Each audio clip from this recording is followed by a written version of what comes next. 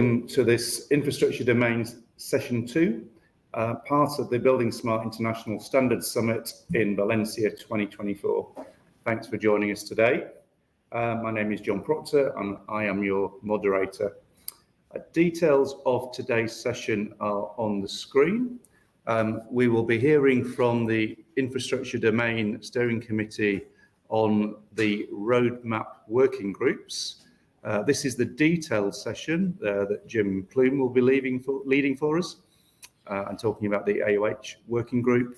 We'll also be hearing from Alexa and Marc on the working groups that they are leading, and indeed from our colleague Mirbek Bekboliev, who's just joining us from the Building Domain Steering Committee, who is leading the BSDD working group.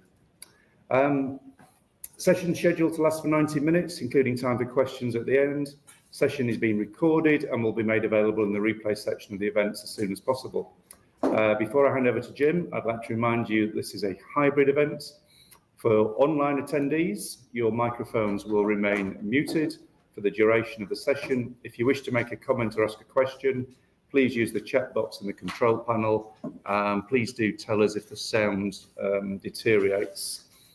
For the attendees in the room, please keep background noise to a minimum, and if you wish to make comments or ask a question, please raise your hand or use a microphone. I'm also going to bring to your attention the information that is on the screen very shortly, which is that buildingSMART is committed to ensuring that participation in the development of standards is unrestricted and the process for their adoption is transparent, and that standards that are developed do not favour any particular provider, but are open, non-binding and accessible to all. Please take note of our antitrust code of conduct statement. With that, I'm going to pass to Jim. Thank you, John, and welcome to everybody. Let's see where we are here. So this session now follows on from the opening session we did this morning. And so during the opening session, I introduced and spoke about the development of the roadmap. And I don't feel I need to go through those slides again. So apologies to anyone who wasn't there this morning. But basically, we developed the roadmap over a couple of years. It sprung out of a number of workshops, chapter workshops you can see here. And if I go down there, this is the, as an example, this was the workshop we held in Washington, DC in the US. And it was a face-to-face workshop. And each of the workshops produced a number of ideas that came out of their discussions. And so this slide here captures the ideas that came out of the workshop in the US in Washington, and on the right-hand side of the screen are the summary of that, if you like, and we talked about that this morning. And so we pulled, out of each of those workshops, we pulled what is essentially the right-hand side information for this particular example. We pulled all that out and we assembled it into a roadmap. So this is the standard diagrammatic representation of our workshop, of our roadmap, I should say. The main things that were identified are the ones in yellow are the ideas that came out of the workshop that affect the infrastructure domain specifically. The next group, the ones in the pink arrows, the ones that were the ones that were relevant across different domains. And the blue items are really the concern or the responsibility of the steering committee itself. So what we're doing at the moment is focusing specifically on the yellow items. And there's actually, just for the benefit of people in the room, there's a piece of paper going around at the moment. If you want to sign up for to participate in any of the working groups we're talking about today, then just add your name to that list and indicate your interests. Just get a bit nearer to the microphone if you can. Sorry. Yeah, that'd be good. Right. Thanks. Okay, my apologies. Okay, so this is the roadmap document that was distributed and published in Lillestrøm. So it's been around for a while now, and there's a link to it there. you can look to that yourself, and you can see all the details. It walks us through the process that we followed in developing the roadmap, and it also lists the outcomes with some suggested sort of ideas associated with that. So it's worth reading if you want some background information. One of the key things we're doing in this workshop and following the Lillestrøm Summit was to encourage people to start to take part in some of these working groups. And so we've sought volunteers to say, yes, I'm interested in following a particular working group, joining a working group and working on a particular task. And this is our working spreadsheet, if you like, which lists the names of the people who have expressed interest in particular pieces of work, and in each case where there's a leader. So you can look at that at your leisure, but this is really just a working document just to show how we're managing the participation level, and it gives some indication of the level of information, interest in some of these working groups. The second one here is the sort of tail end of that work, that spreadsheet, if you like, which lists some of the other activities that have yet not really been launched or begun, but they're still on our list of possible things to do. So the point about all of this is that none of this work will happen unless our community starts to pull together to deliver some of these pieces of work. And what we're doing in this session is reporting on a few of those working groups that are already in operation, and therefore we can sort of show there is some activity going on now, but what we want to do is encourage more engagement as we go forward. So this is really to update you on current progress. One of the key pieces of work that was basically a given during the development of the roadmap was this asset operations handover framework project.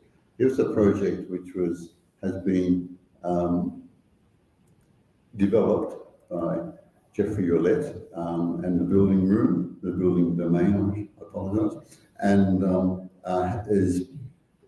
it's been on the table as an activity proposal and more recently as a project proposal seeking support, and it's intended to be a collaboration between the infrastructure domain and the building domain.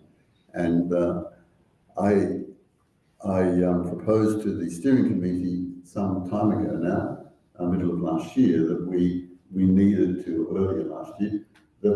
to start to think about how we want to engage with that project from an infrastructure perspective. So we established a working group, which I co-led with Anna Niederstrom, if I'm pronouncing the name correctly. And very good. Very good. Yes. And so this is we've now got to the end of that work, as it were. We've produced a final report, which I'll point you to in a minute. And I wanted to just quickly go through how we arrived at that final report. And my view is that we're now ready to accept that report and to move into our participation in the project itself. But in order to do that, we need more stakeholders, we need funding support, and we need engagement from our community. But and there's certainly more opportunity to add your comments or feedback to that final report. So I'd say it's final. Nothing's ever final. If there's more ideas that are worth capturing, then they can always be added. But this is where we're up to at the moment. So you can see there, we held after Lillestrøm, we held a couple of what do you call it? Industry forums? Industry forums, thank you. I'm having trouble reading it here, I can't quite see it. And we had good participation in those, and that has led to as I say, the level of participation we have at the moment. I want to I've shown these slides before, but I just want to go through them quickly because it explains the context of the asset operations handover framework project. And this is just quoting from the project. So it says, in the introduction, history has demonstrated that trying to force fit a single monolithic handover specification to suit any potential use cases for all domains has not been successful. And it's really thinking in that comment is thinking in terms of things like coding. Instead, this project will define a standardized but flexible modular framework for documenting handover requirements for facilities defined in IC 4.3, including both building and infrastructure domains. So that's the fundamental goal of the or rationale for this project, which, as I say, is now sitting on the table, waiting for more funding support in order to proceed. We've actually received some funding commitments for it, enough to probably get started, but not enough to carry it through to its full benefit. So we're still looking for more stakeholders. This is the diagram that sort of shows the basic structure, and it's seen as operating in two sort of phases. The first phase is the top there, which is developing the initial framework for the handover work, and then the intention is to divide off into a piece of work that focuses on building and a piece of work that focuses on infrastructure. And the idea is to identify use cases that can drive the way in which we handle, the way we build the framework to handle handover of information. And so for our particular working group, our focus was not on those two further pieces of work, where our focus was on stage one. So how do we actually identify what the asset operations handover framework should look like, and what are the factors that should impact on that? And so that's our focus of our working groups. The proposed framework has two main components. There's the core specifications, which includes all the common sets of data exchange requirements needed for handover exchanges. And the project envisages that it would be expressed as a base MVD in current sort of IFC or buildingSMART nomenclature. But also the other part of the deliverable, part of that framework, is defining processes and templates that identify and specify the specific domain entities and properties required to solve a variety of handover use cases, and they would be represented as modules, and they would be expressed as IDS in information delivery specifications. So that's the vision, if you like, coming out of the framework project. It looks a bit like this as a diagram. So you can see on the left-hand side the traditional way of handing over information is through COBE and other kind of file transfers. This project seeks to focus on the development of a framework which has that core and has associated modules that are attached to particular types of specifications. So it's focused on the idea of the core would be a base MVD, and the rest would be IDS, information delivery specifications. And the second stage of the project then divides into both building and infrastructure. The blue is the building and the green is infrastructure. And importantly, I think here, I need to see this clearly so I don't get my terms wrong, but in traditional asset management, we think about equipment maintenance. We think in the building domain, we think about space management, how we allocate and use space. And the third is operations. And we thought as a working group that they're the same kind of categories that could be applied in the infrastructure space. So basically what we asked our participants to do is to think about what their needs are under those three areas in order to inform what the framework might look like. I hope that kind of makes sense. So the framework is expressed above in IFC-focused terms, model view definitions and IDSs, but, and there's a big but here, as we've discussed at length today, Marc would endorse this, we're not just talking about, when we're dealing with this issue, we're not just talking about building smart or IFC deliverables or processes, workflows. We're talking about an industry which has a geospatial focus and has been operating in a geospatial focus for many years, decades.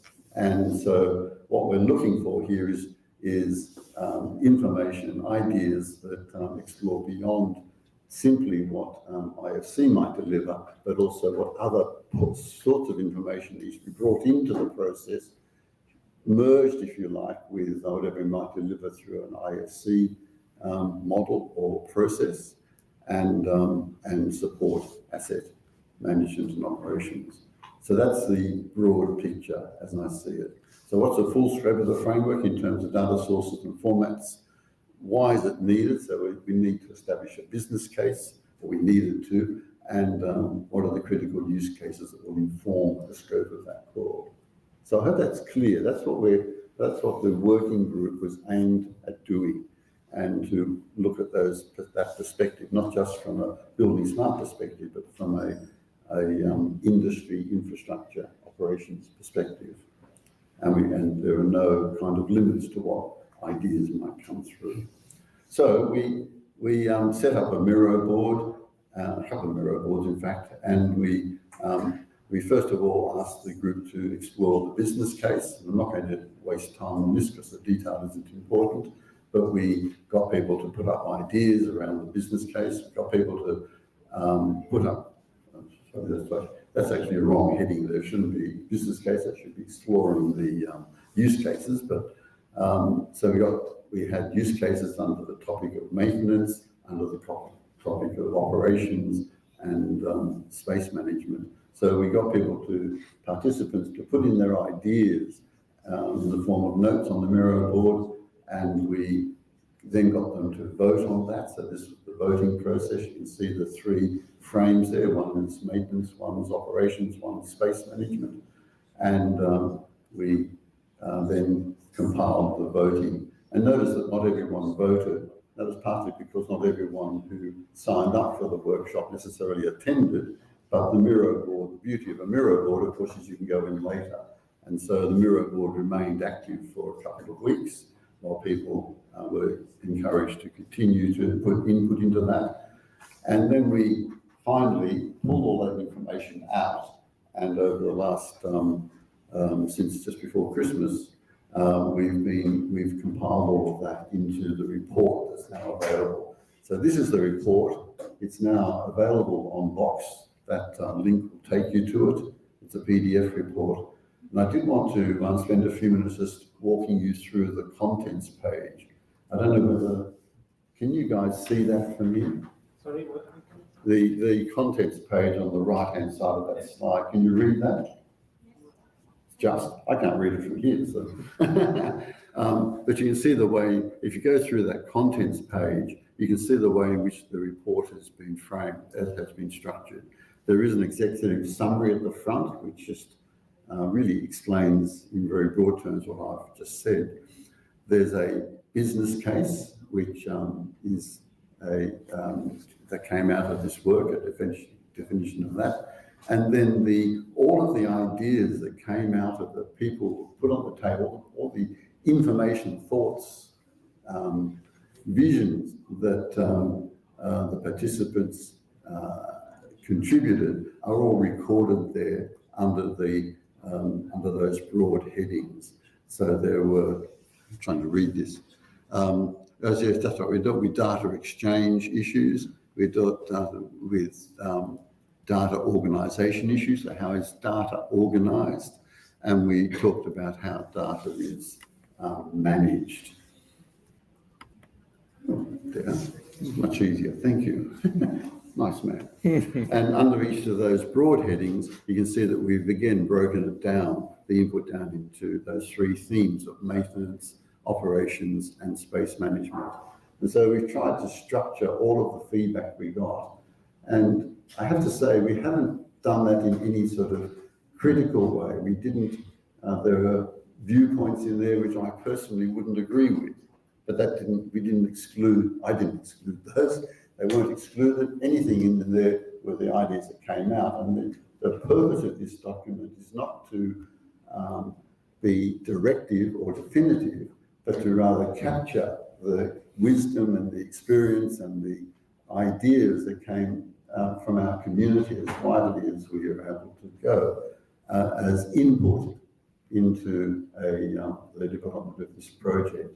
And so I don't see this as a final step in the process. It's really an information gathering exercise. It has a following section, number 25 there, which is the process that was followed by the working group.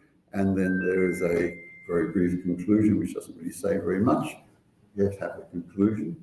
And then there's appendices. And the appendices are really a little bit repetitive because they just capture all of the raw data.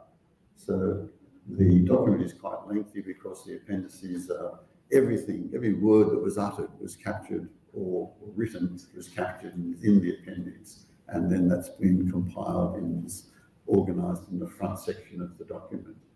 So that's what it is.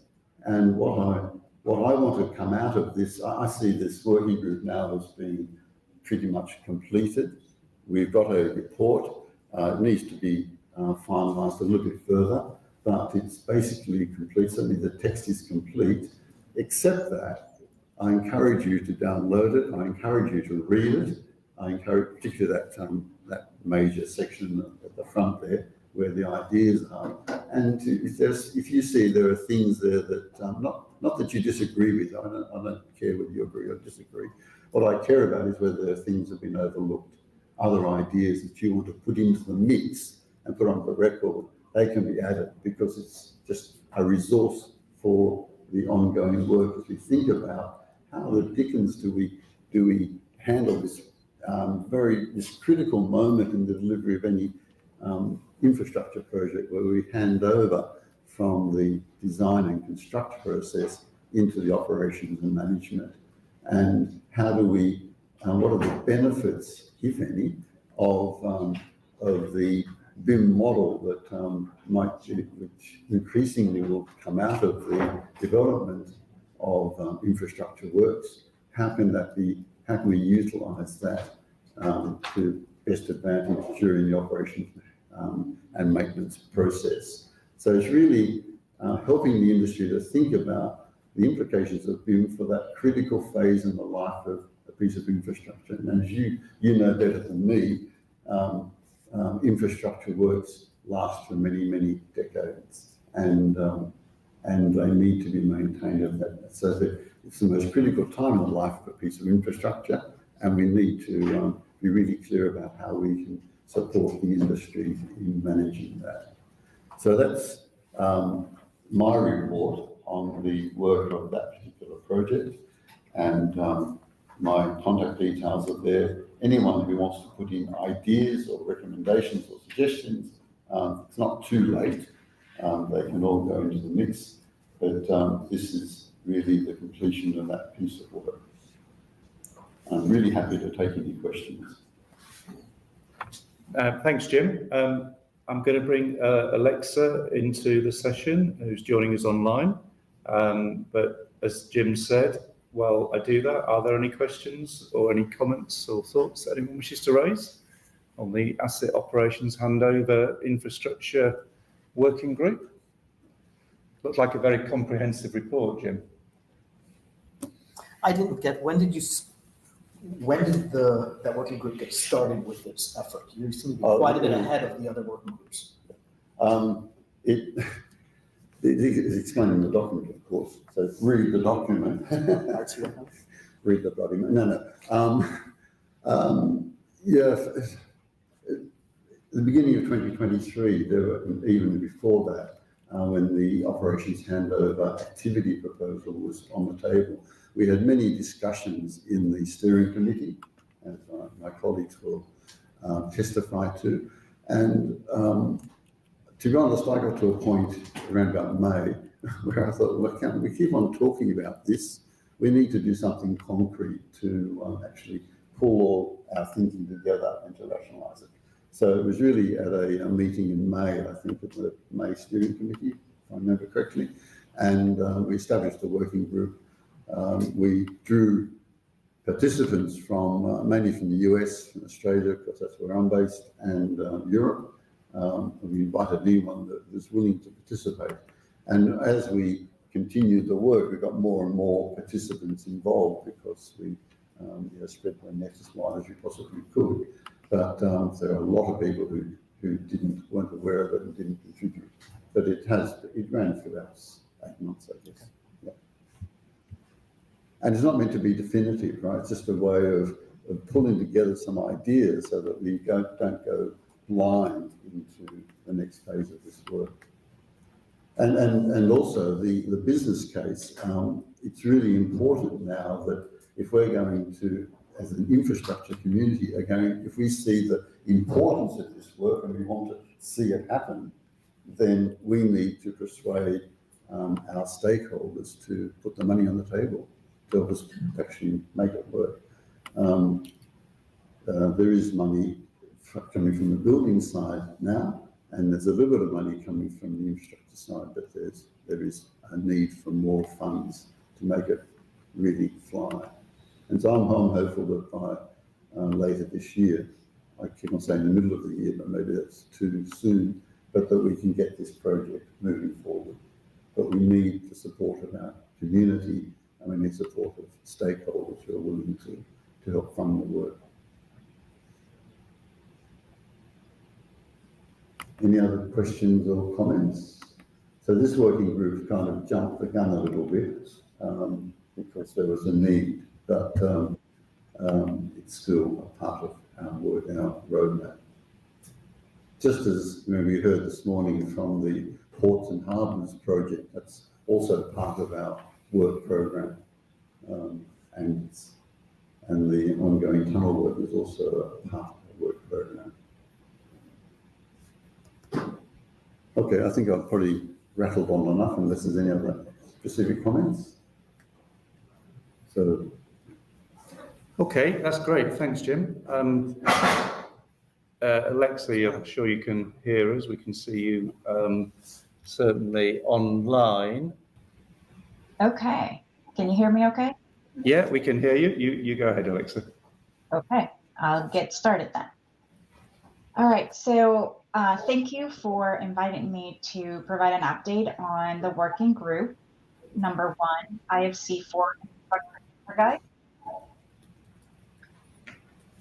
So we have a small team of volunteers for this working group. Myself as the lead, Marjan Sadeghi from HDL, and Jim Lesh from the AASHTO states, specifically from Indiana Department of Transportation, and Nasar Wajahat.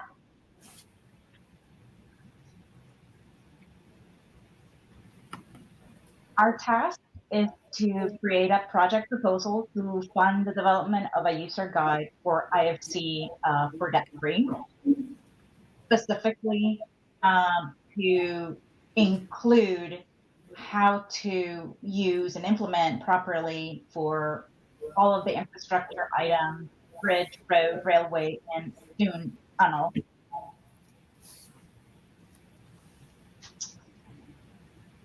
And so after a couple of meetings that we had with the working group, we decided that it would be very helpful to have an educational white paper, but it's a simple guide that explained the structure of IFC and to be more of a document created by practitioners for practitioners on best practices rather than academic workflow. This is what IFC is, but really from a practitioner's perspective.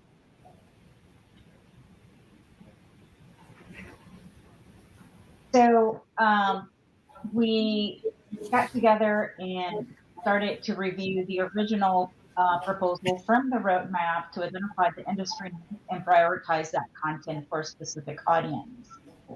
We need to establish and secure funding And we also wanted to leverage any existing resources to create this user guide. In other words, we didn't want to reinvent the wheel, so to speak. We wanted to make sure that we leverage what has been done today by others. So there's definitely going to be literature search, literature review to see what's out there, what's been produced, and try to see how much of that can be used. The other thing that we did was to understand what needs to be done for a proposal moving forward. We wanted to understand a little better about what this user guide would look like. So we came together and we proposed an outline here. We have 7 different sections, which I will explain here shortly. The upfront of the paper would start with an executive summary that sets the stage for the entire document, but also specifies the audience for whom this document is intended, and provides some references to, the IFC version 4.3 that is specific for infrastructure. We would also include general terms and definitions just to give the reader an understanding of the terms that are being used throughout that particular document. And then we would have an introduction, and that introduction chapter or section of the paper would define the purpose of the document, provide the industry response to the document being developed, and introduce the reader to the document's focus area.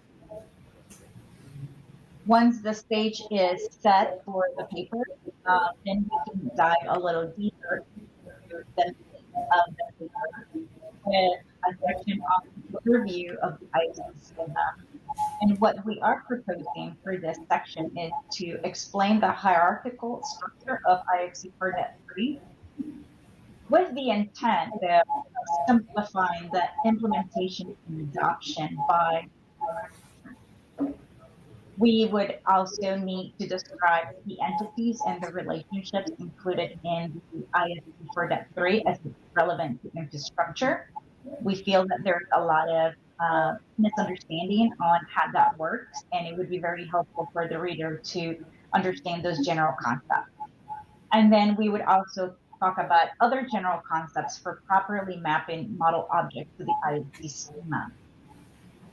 In the plenary session yesterday, there was a talk about the complicated nature of adopting IFC from Neil Peterson when he talked on the work that ODA performs. And so we felt that this particular section is important for the reader to understand how IFC works from a schema perspective, since it is new to many users and practitioners. We also felt that it was important to have a section very specific on IFC best practices that is very specific for the infrastructure domain. There seems to be a lot more guidance out there for other domains, but not for infrastructure. We wanted to make sure that this section provides that information, the best practice, using real world case studies, case scenarios, so that the reader can really put themselves into the real workflow of what it would be for them to implement IFC 4.3 in their project, regardless of the size of the project. And the last 2 sections would be more guidance on the effective exchange of IFC models. Basically, we felt that a lot of users, owners, AEC firms are looking for a way to understand how to procure civil software, what to ask for in the software from software vendors. And so understanding how the model exchange process works, it would go a long way in getting the software to do what we need it to do. We also want some more guidelines for appropriate definition of exchange requirements based on open standards. So how IFC works with other standards, like we talked about yesterday, or the different speakers talked about yesterday during the plenary session on if there's a combination of things that need to be in place for IFC to work properly, such as the IDS and the BSPD. And then also best practices and guidelines for efficient data transfer protocols, as well as creation of information. We heard yesterday as well that there's a lot of IFC files that are not good IFC files, right? So we want to start educating people on how to create these files properly so that when the transfer happens, it works, right? So, and then considerations for different stages of the data exchanges within the infrastructure lifecycle, right? So what does it look like to exchange information from design to design, or design to construction use case, or handover type information, as Jim was just talking about before me.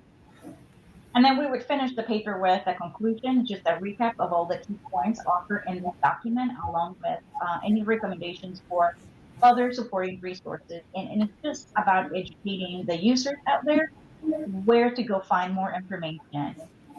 Obviously, this paper can't be a book, so we want to make sure that we are referencing other resources that people can go to. So what is next for the working group? We have 3 tasks at hand that we need to do. One, prepare and distribute a survey to the community to get more input from the infrastructure domain. Then, unfortunately, I wasn't able to be there, and we didn't have a lot of time to put together the survey or prepare a workshop for the meeting in Valencia. This is something that we have to do after the summit is over, but we still want your input for the consensus on the proposed content. We really want to hear from other people to make sure that this document is going to be helpful for the entire community. Once we get the proper input, we evaluate the different input that we receive. Then we develop a project proposal using BSI protocols, including the preparation of a detailed scope of work, budget, and schedule. As projects go, this would be a very simple project, right? It's just a development of this document. So we don't anticipate the budget being terribly large, but we could then solicit members for the project and secure the fund. One of the things that is not on this slide, but may be considered, is depending on the level of effort to do this work, the community may decide that this is something that maybe a working group can tackle on their own with the right subject matter experts being involved. So that's another option that we didn't put on the slide, but it is definitely up for discussion. And we would include these types of questions on what the community would like to see on that survey. And with that, John, that is my update. I'm happy to take any questions. That's great. Thanks, Alexa. Thanks for taking us through how you're managing your working group. That was really clear. Very good. Are there any questions from anybody online or in the room for Alexa? One in the back. Yeah, we have one at the back. Excuse me. Just what is the timeline for these developments? Timeline for the development should be asked about, Alexa? You need to come closer to your mic. Hi, Alexa. Yes. Do you have anything to say on the timeline for the working group? The question, I'm hearing like 2 people are talking at the same time, so it's really hard for me to hear the question.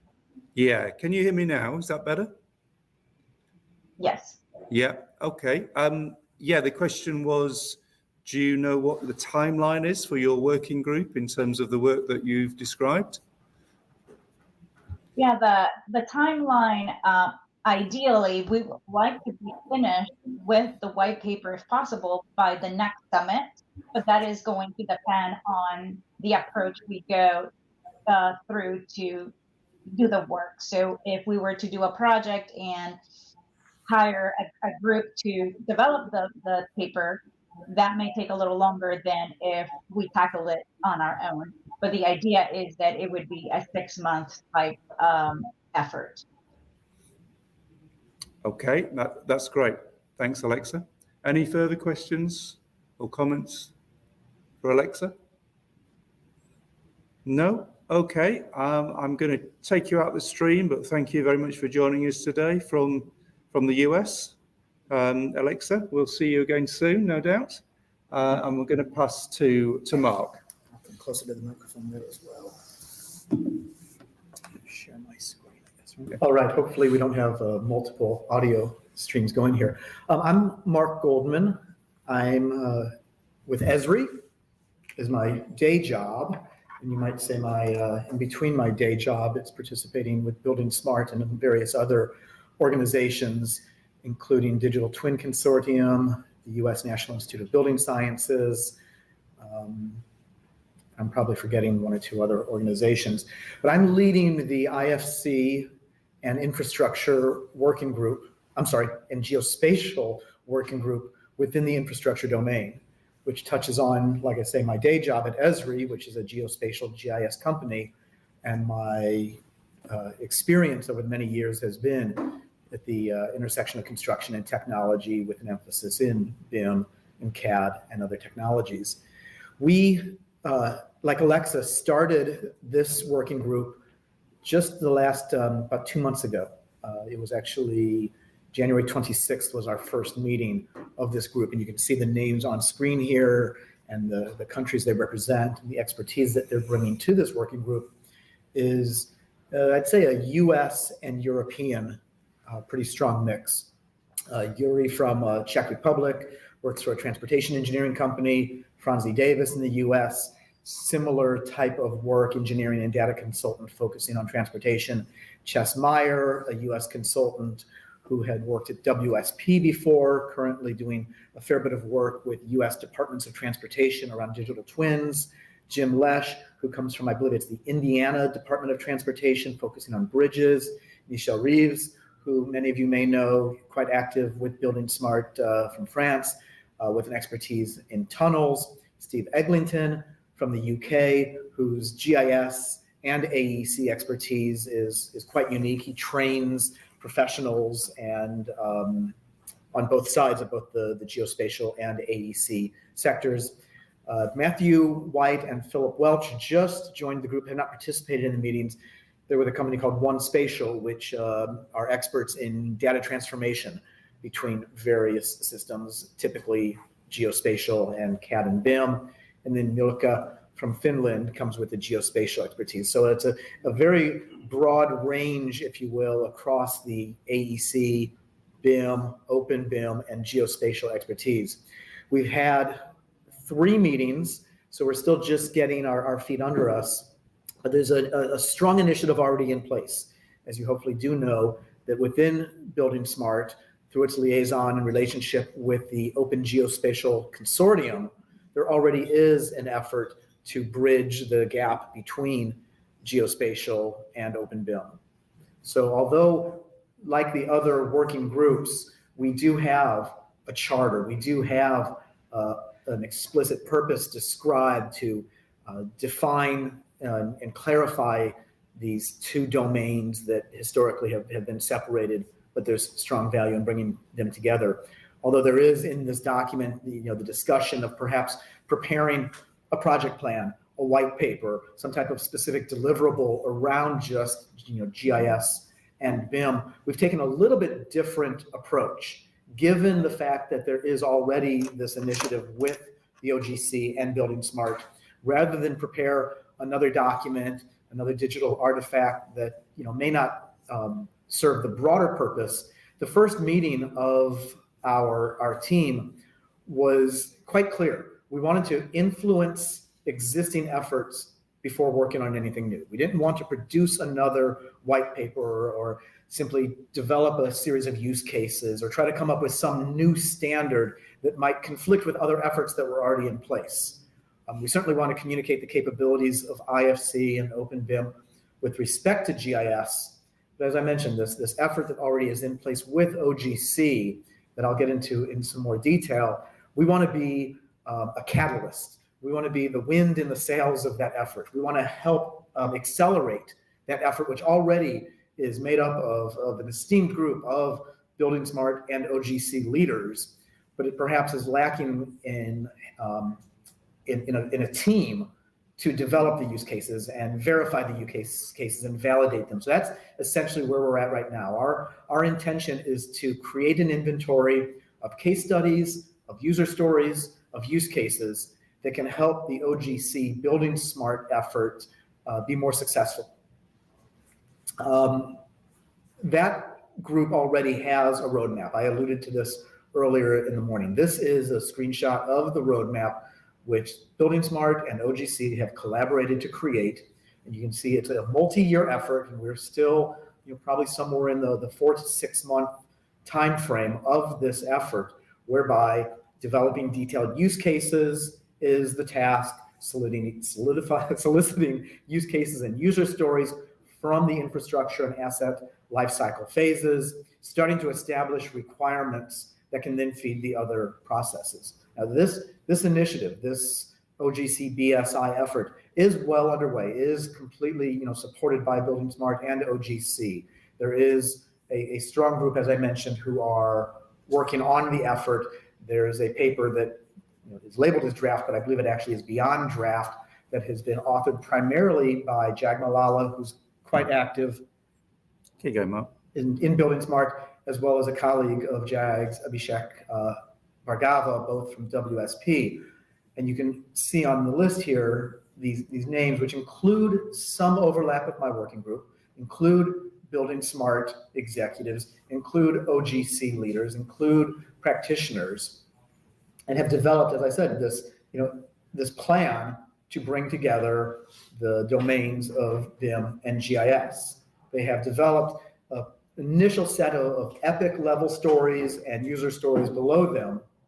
But what I've been doing with the particular working group that I'm leading is have reached out in our calls to this group and have collected from Chess, from Yuri, and continuing to solicit from the rest of the group their use cases, their user stories. So in the case of Chess, who works very closely with departments of transportation, I have a 3-page document, which are the use cases that the Utah Department of Transportation, through from director level down to field workers, have developed that define and describe their BIM and GIS use cases. So we're in this process right now of generating an inventory of user stories and use cases, again, with the intention of accelerating and validating the plan that the OGC buildingSMART process is on. We've had a couple of calls that cross these various working groups. The process that buildingSMART OGC group is working through is a rather agile process, developing user stories, creating a backlog of them, but immediately starting to working on them. We've actually had 2 demonstrations of some of these user stories and use cases being put into practice, at least conceptually, not necessarily through code or through data exchanges, but through participants in this OGC BSI group. We're already starting to make progress. Let's see. I do want to maybe just go back to some of the things that I had said earlier this morning and just amplify them. Why we're working on this. The importance of GIS and OpenBIM is certainly a hot topic right now, I would say. It's one that at least BIM and GIS, and certainly OpenBIM as the open format, is a topic in all corners that I go to that is being questioned. So I mean, the fact that the infrastructure domain is focusing on this is very, very timely. I've mentioned the BSI OGC working group seeking validation, so we are amplifying that effort.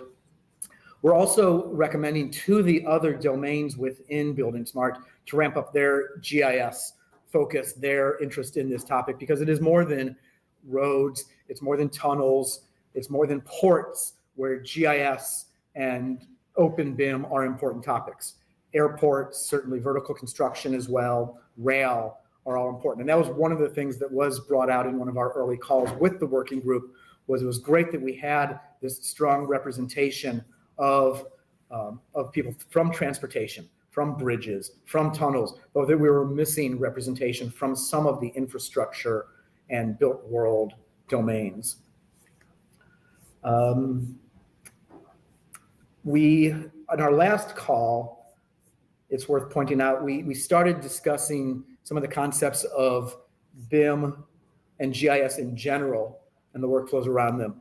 But there's often conversation around GIS perhaps being the underlay below BIM, that GIS serves as context for BIM, and certainly BIM information dropping into a GIS view, the value that it serves. But something that we're hoping to explore a little bit deeper is this perhaps round trip of BIM and GIS merging, coming together, and perhaps blurring the lines between the two, so that it's not necessarily BIM in a GIS view or GIS context in a BIM authoring application, but the two of them coming together and perhaps round trip like workflow.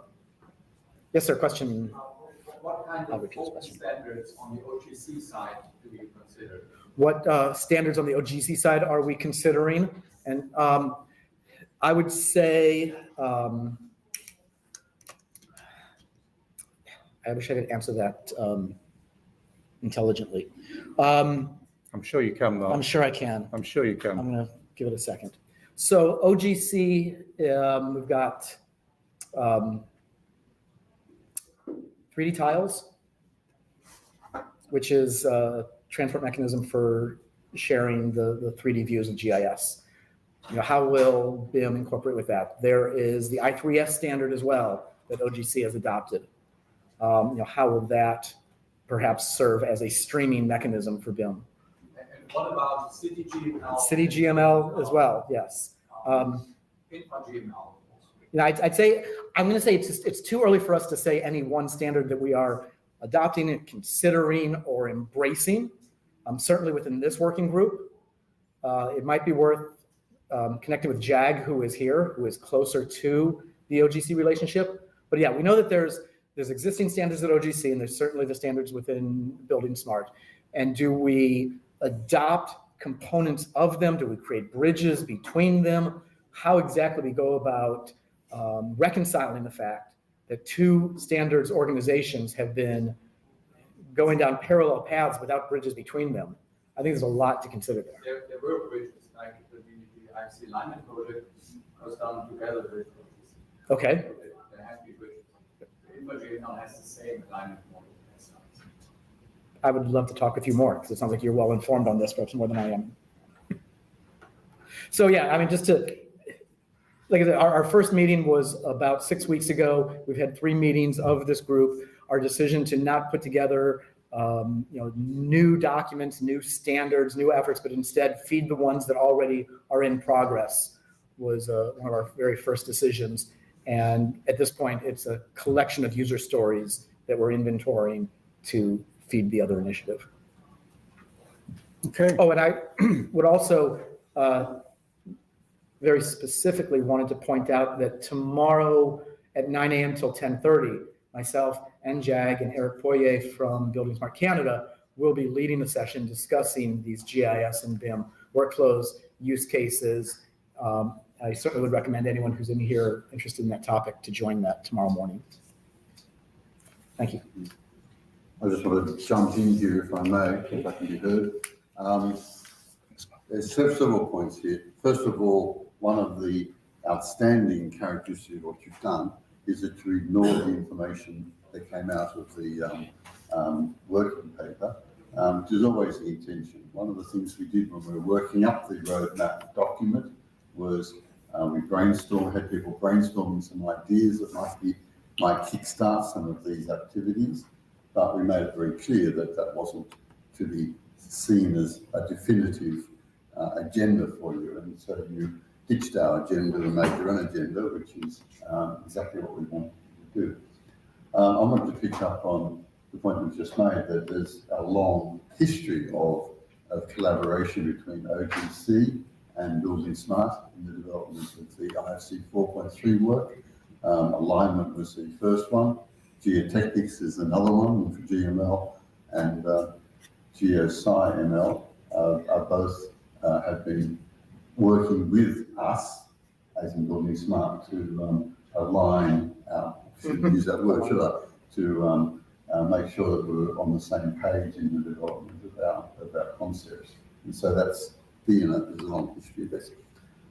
My personal view of this whole area, because I've been thinking about this for many years, and I was working with Carsten Roensdorf from the OGC side on sort of the predecessor to what we're doing now. It is a very fraught topic area.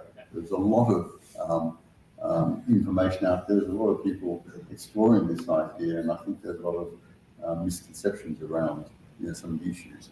And so we just have to, and there's so many people talking about and doing things in this space that we really need to make sure we don't reinvent the wheel, and I respect the approach you're taking to try and avoid that.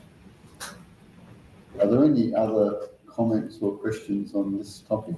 If not, I'll hand over to you. Excellent. Thank you, Jim. Thank you. Excellent work.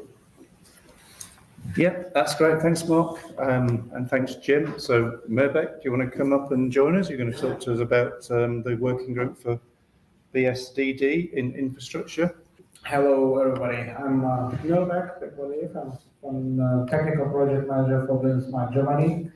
Also the building domain steering committee, and yeah, I'm firefighter. Great to say that. By request of Jürgen Lich, who is also steering committee, a member of infra domain, he requested to temporarily take over this working group and help to bring the stuff and coordinate those activities related to BSDD.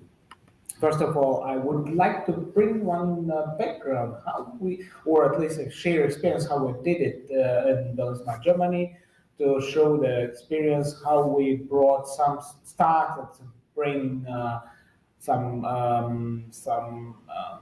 entities, classes, and pretty fun touch with a related property sets into BSDD. And as you can see, there is a real working group behind, two working groups behind the traffic routes, BIM and traffic routes, and also BIM and landscape architecture. And now the infrastructure working groups will follow on water management, and of course also with energy management. And my colleague is responsible for that. You have seen him on Contact Arena. And next, please. We have working group that consists of all members who deal with infrastructure. So that we have domain experts who told us which classes and types we need definitely for their projects. Next, please. Yeah. So so far we have published. I think in the previous summit, the working group already presented it.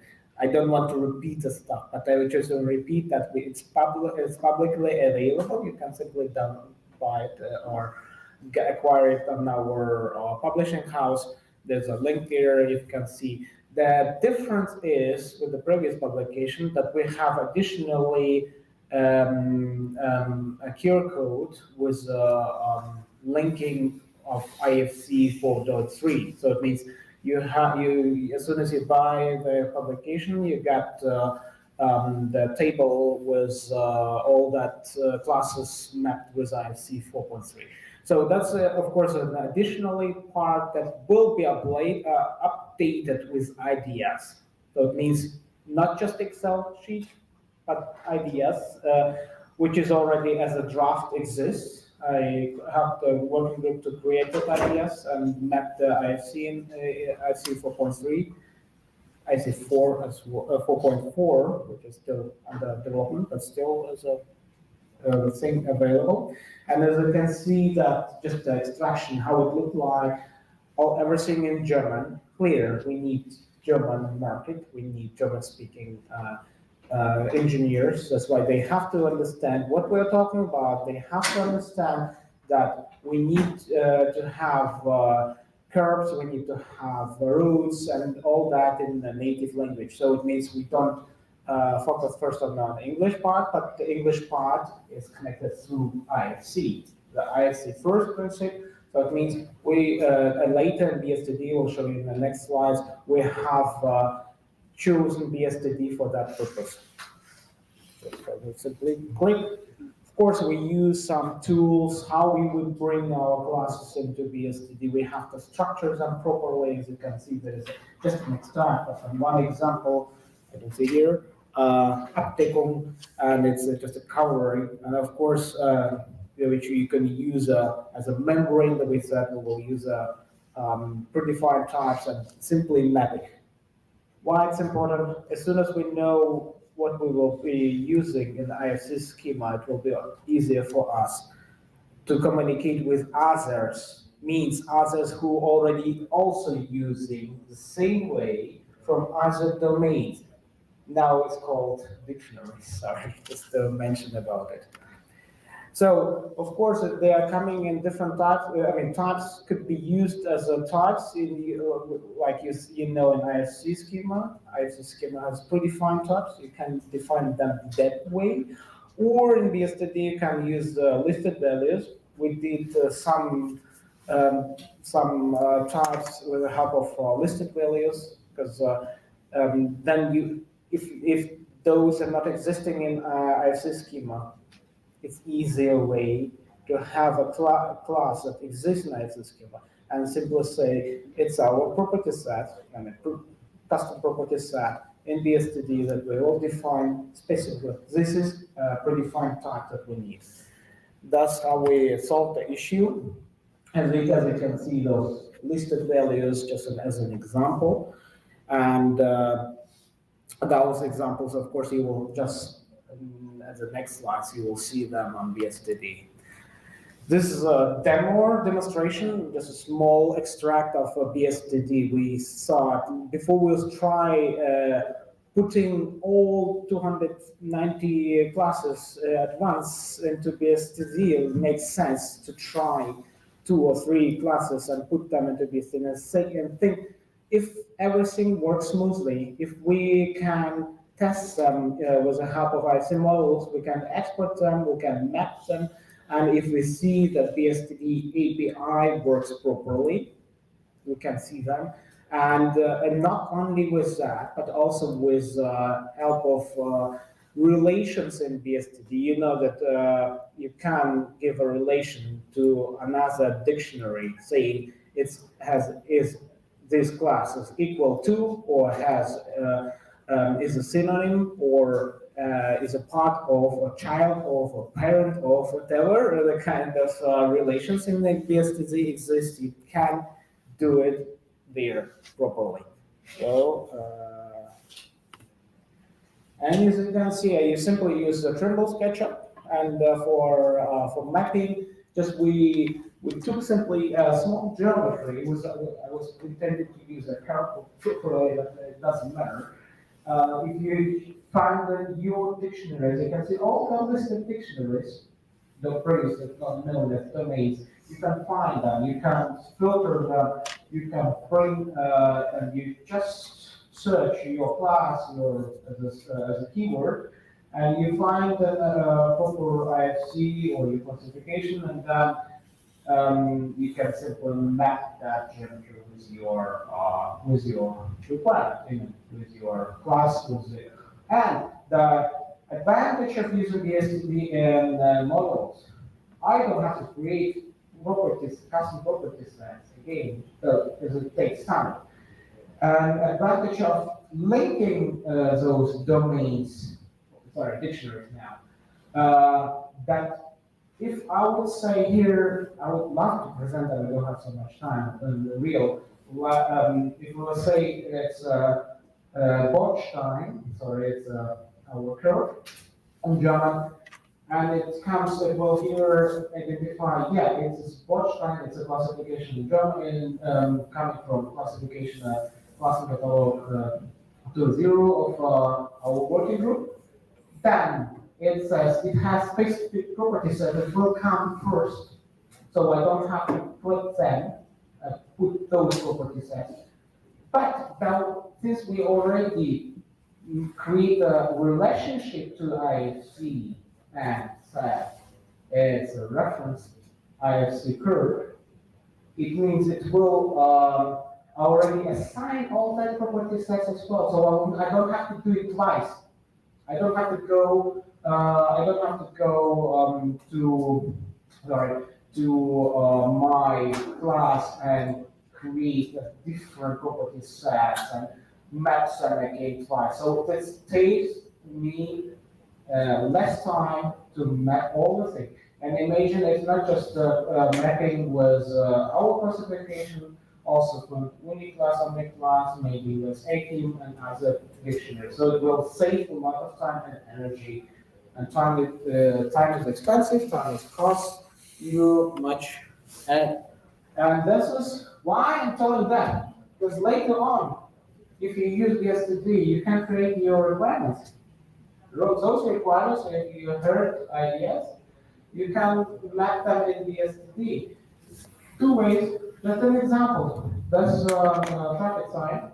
I would say, okay, either you use it without BSTD, then you will put simple effect icon and then place the copy paste the text, or you use BSTD, mapping it, and as you can see, it shows that domain that I recently, in the previous slide showed you. So I don't have to put all that information back again. Next slide, please. Which means if I will looking for that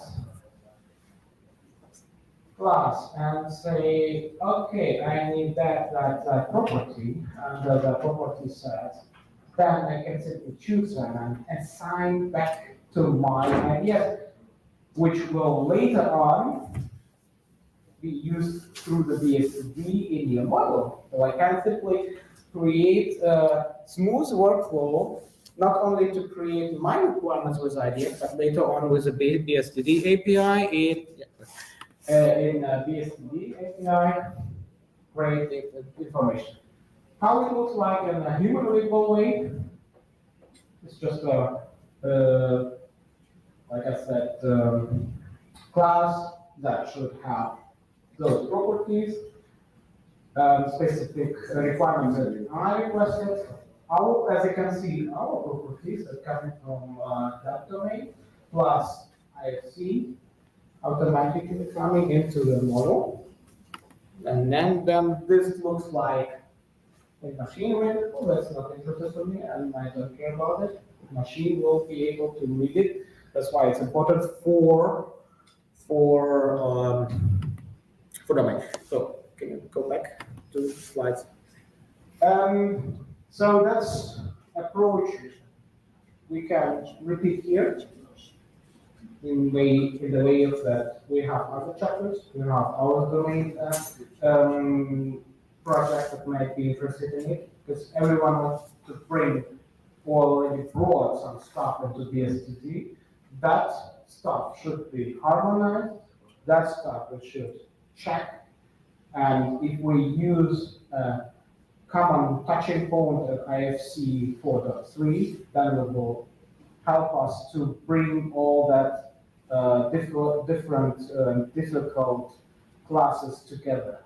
So that will be, I think, the first step to harmonize and at least reference and map. So it will be a difficult job, but it's possible. We have seen that it's still under, let's say, evaluation. We tried several things in other domains. Just an example from our project, it's called PDT TGA. It's like a PDT for MAP. But there are a lot of dictionaries in different domains, so we have to match them together. And that works. It's also in BSTD as a demo domain. So I'm there. I will help you in the beginning. And if everything works smoothly, we can continue with other stuff. Next, I think I will start with meetings. You will find my contact details. and I will try to arrange a meeting with those names, experts who volunteered themselves to help with this task. And yeah, we have a lot of stuff to do. Thank you for your attention. If any questions, feel free to ask now. Yeah. Well, thank you for the presentation. I was wondering, you actually mentioned is that Goldman has put a stop to the BSDD already, the different countries for their own kind of requirements for certain elements. And then there is a lot of harmonization work that needs to be done if we want to have something common, but it's a possibility to have different ways of kind of creating the content inside the BSDD. So how now collect this information from different countries in order to start the harmonization work. And you mentioned that you will kind of have a kickoff meeting for this. Yeah, press the button. Press the button? Yeah. Red button. Yeah. Yeah. But I think the approach of demo, like small part, it's always easier to try rather than to do a whole domain. So you pick one class or one or two classes and see how the same classes, like let's say retaining wall, being published and created within the chapter and within other chapters and domains as well. You can simply harmonize them I would say in some tool, there are different kind of tools that we can use to see, to bring the common part.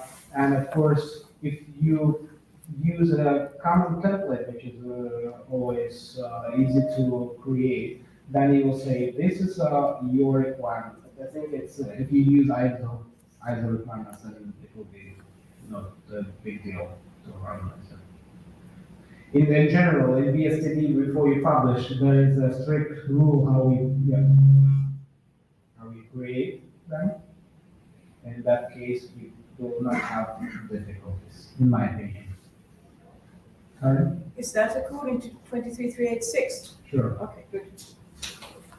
And we also need to check if not every domain contains, I would say, not every property or class in other domains. I'm not naming any, but some of them may have a description. That's all. So without, if it happens, I have seen many domains, maybe there was a test domain, that's what I can see. And if IFC mapping is missing here, then there is no chance that we will be able to bring it together. I mean, we can, but still it will be a minimum requirement for all domains in other, dictionaries from other chapters, from other countries or projects to bring their requirements at least match to IFC 4.3 and IFC 4.4 later on, and when it's concerning town and other projects. That will be really a minimum requirement, and that makes sense. Because we all want to work with IFC, and if we can map them, your country-specific ones with IFC, then we will not be able to map it with other countries at all. Thank you. Thank you, Mirbek. Any further questions for Mirbek on the topic of use of BSDD within infrastructure domain?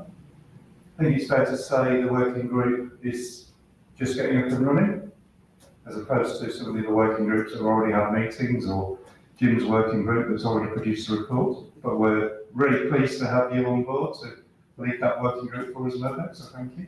Thank you. Thank you for that. Any other comments or thoughts on today? Jim, did you want to summarise the session? Yeah, thank you very much for attention and attendance. We've, as you can see, we've got some working groups that are just starting, others that have been progressing for a while. Can I really encourage you to make sure that you, if you're interested in any of these areas, that you contact us and add yourself to the list so that we can start to build up some momentum with some of this work. And as I keep on saying, please look at the output from the asset operations handover project. And if you have any other inputs you want to put into that, then just send me an email and I'll happily include it. So I think with that, let's thank all of our presenters and call it a day. Thank you.